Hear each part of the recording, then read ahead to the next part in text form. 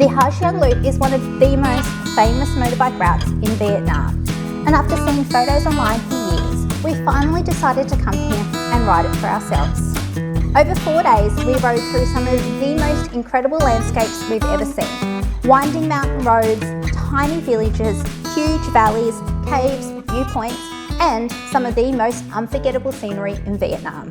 But before doing this trip, we had so many questions, like, is it actually that dangerous? How hard is the Ha Giang Loop? Should we go by ourselves or with a tour guide? And of course, how much does the loop cost? So after completing the Ha Giang Loop ourselves, here's everything we think you need to know before you go.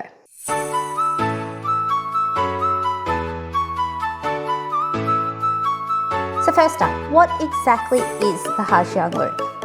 The Ha Giang Loop is a motorbike route in northern Vietnam, close to the border with China. It's famous for its huge limestone mountains, dramatic valleys, winding roads, and remote villages you pass through along the way. Unlike some of the trips where the destination is the main attraction, the Ha Giang Loop is really about the journey.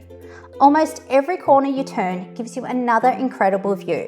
For us, some of the best moments weren't even the famous viewpoints. It was just riding through these areas where you were surrounded by mountains and local villages. How many days do you need for the Ha Giang Loop? One of the biggest questions many people have is how many days you actually need for the loop. You can technically do the loop in 2 days, but personally I think that would feel pretty rushed. You're spending a lot of time on the bike, and the whole point of the Ha Giang Loop is being able to stop and enjoy the places you see. 3 days is probably the most common option and gives you a good balance between riding and exploring. We chose to do 4 days, and honestly, I think it was perfect. We never felt like we were racing from one place to the next, and it gave us time for things like viewpoints, caves, stops along the way, and just enjoying the scenery. So if you have the time, I would definitely recommend that extra day. Now, the big question, how hard is the Ha Giang Loop? I think this depends a lot on your experience. You don't need to be a professional rider because you have easy riders, but you definitely need to be comfortable on a motorbike.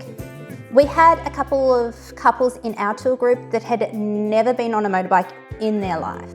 The roads aren't difficult because they're fast. You actually don't go too fast on the Ha Giang Loop. They're difficult because you're constantly concentrating. There are tight corners, steep sections, changing weather, and sometimes pretty rough patches. The biggest challenge for us was actually staying focused for hours at a time because the views are so beautiful and distracting. You want to look around, you want to take photos, you want to enjoy the scenery, but remember, you still need to ride a motorbike through the mountain roads. So that brings us to another big decision, whether you should do the Ha Giang Loop yourself or with a tour guide. We chose to do the Ha Giang Loop with a tour, and for us, it was definitely the right decision. We did choose to go with a tour, but we did self-ride the bike. The biggest benefit is that you don't have to worry about planning the route, finding accommodation, or dealing with any problems that might pop up.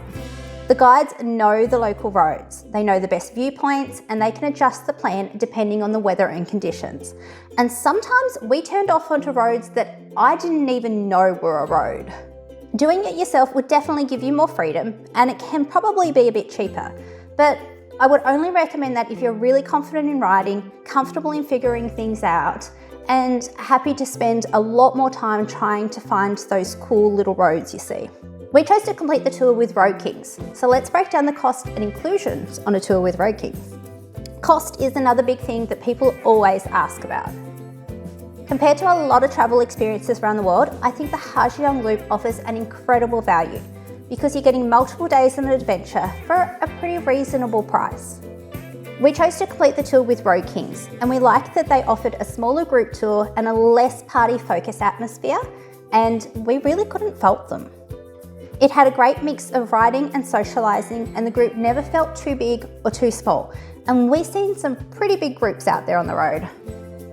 So there are numerous day options with RoadKings, and I'm going to go off a 4-day tour because that's what we completed. You can either do private or dormitory. With the private, you have your private room and ensuite each night, and for the dormitory option, obviously you stay in dorms. with the exception of the first night for the private tour option, as you stay in the RoadKings hostel in Ha Giang if you choose to arrive the night before. We found this accommodation to be really nice. The beds were spacious and comfortable and private, and the showers and toilets were clean with plenty available. There's also a restaurant at the top of the building that had great food. So the RoadKings Premium or Private Tour includes things like private rooms, sleeper bus transport to and from Ha Giang, either from Hanoi or we actually caught the bus from Sapa because that's where we were. You also get a drink with each meal, one coffee shop drink at each of the stops, smaller group sizes, rain gear, full safety equipment, fuel, large water bottle each day, and rain covers for bags and shoes. Okay, so let's focus on getting there. We highly recommend getting the sleeper bus the day before your tour starts and not the morning of. You won't actually get much sleep on the sleeper bus.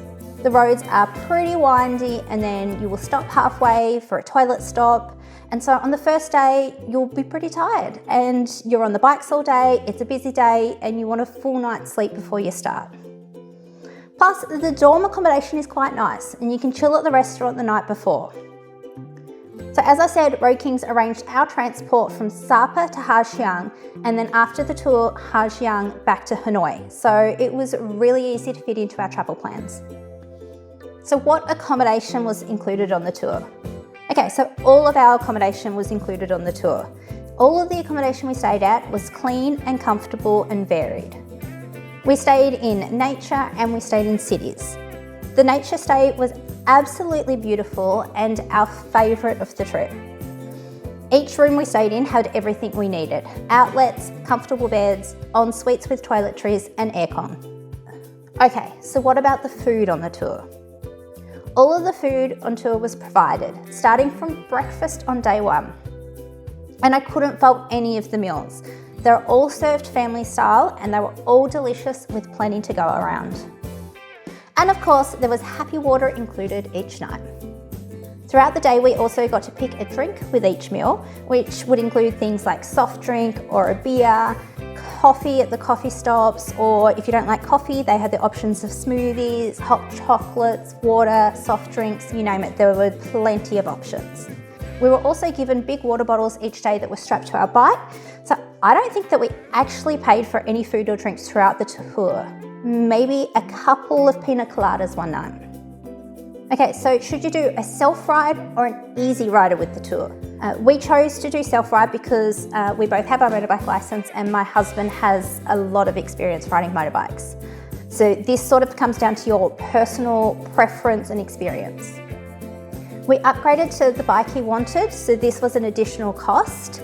And they did provide riding gloves, but he brought his own from home, which I do really recommend. We also had to pay a fine to the traffic police for not having the correct international driver's license. Bear in mind that this is an Australian problem, and the other couple on the tour from a different country didn't have to pay the same fine. This is because Vietnam recognises a 1968 international driver's license and Australia recognises a different one. So although we did have an international driver's license, it wasn't recognised. So we did end up having to pay that fine, which we were aware about before we left and we had budgeted and had the cash ready. So, is it worth it? After completing the Ha Giang Loop, we can say that it was absolutely worth doing. We had a fantastic time. And we would also highly recommend you complete the tour with RoadKings. We actually have another RoadKings tour that we would like to go back to Vietnam one day in the future to complete. We have travelled to some amazing places, and for us, this motorbike tour was something that will stick with us for quite a while. We had an amazing time. So, if you're coming to Vietnam and you're looking for something beyond the usual tourist stops, I think the Ha Giang Loop deserves a spot near the top of your list. So, if you want to see exactly what the Ha Giang Loop is like day by day, please check out our 4-part video series on the Ha Giang Loop, which will give you a broader idea of what each day on the loop is like with RoadKings. Thanks for watching, and we'll see you next time for our next adventure, which, side note, is China in a couple of weeks' time. Bye guys.